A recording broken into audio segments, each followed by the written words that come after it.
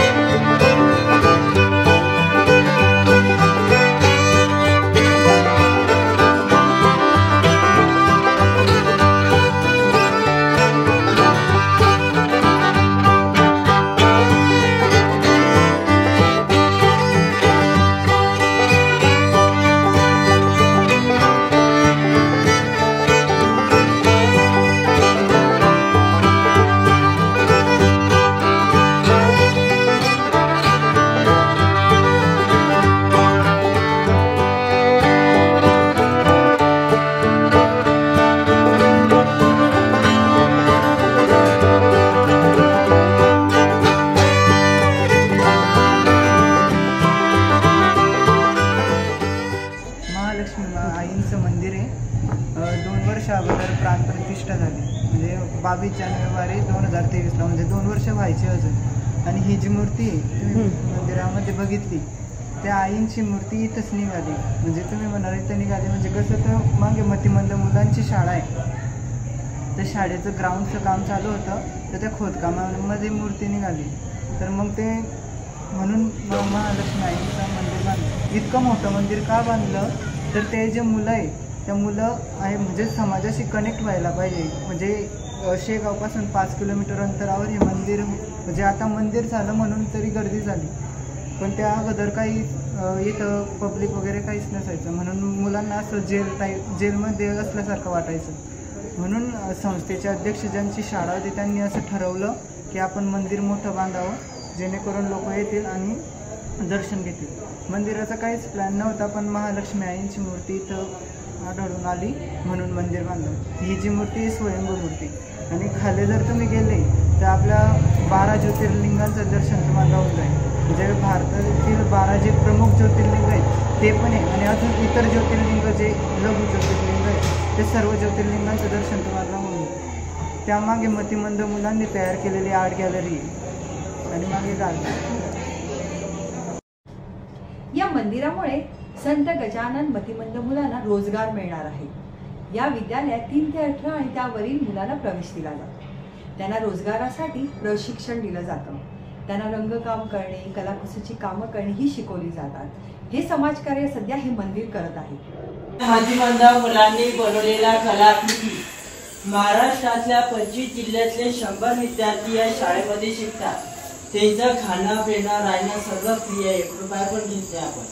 एका तासाला 1000 पत्रावळी बनवतात। आपण त्याला उद्योग करणं शिकवतो की तो बाहेर जाऊन उद्योगी झाला पाहिजे आणि स्वतःचं जीवन स्वतः त्याला जगता आलं पाहिजे। नारळाच्या शेंडीपासून टोपल्या बनवतात। अगरबत्ती मुलं एका सेकंदाला एक बनवतात मशिनीच्या द्वारे आणि वेगवेगळ्या सेंट्स मध्ये डुबून आपण त्याला विक्रीला पण पाठवतो आणि तेच पैसे मुलांच्या उपयोगीसाठी खर्च करतो। आणि पंचगव्य पासून बनवलेली गणेश मूर्ती गायचे शेण, गौमूत्र, दही, दूध, तूप आणि सैदाचे दहाचे आणि पंती पण त्याच्यापासूनच बनवलेली आहे।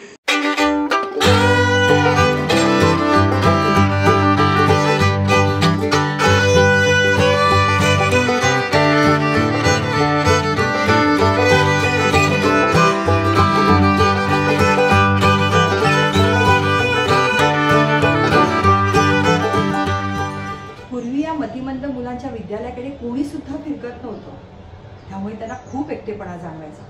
पण आता मंदिर बांधल्यापासून लोकांची ये जा सुरू झाली, त्यामुळे त्यांचा एकटेपणा दूर झाला आहे। रोज संध्याकाळी महालक्ष्मीची आरती या मतिमंद मुलांच्या सहवासातच होते।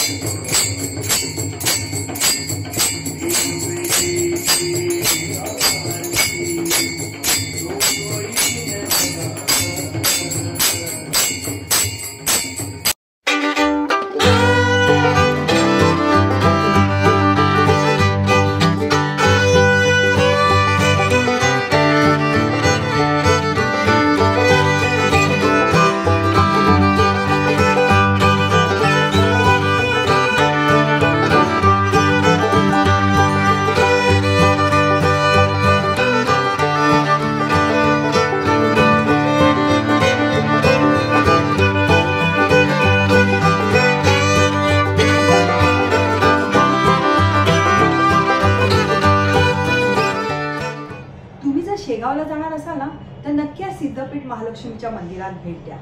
तेथील मतिमंद मुलांना रोजगारासाठी मदत करा, त्यांच्याशी 4 शब्द प्रेमाने बोला, त्यांना तुमचा सहवास द्या, जेणेकरून त्यांचा आत्मविश्वास वाढेल आणि हीच खरी महालक्ष्मीची पूजा असेल। नमस्कार।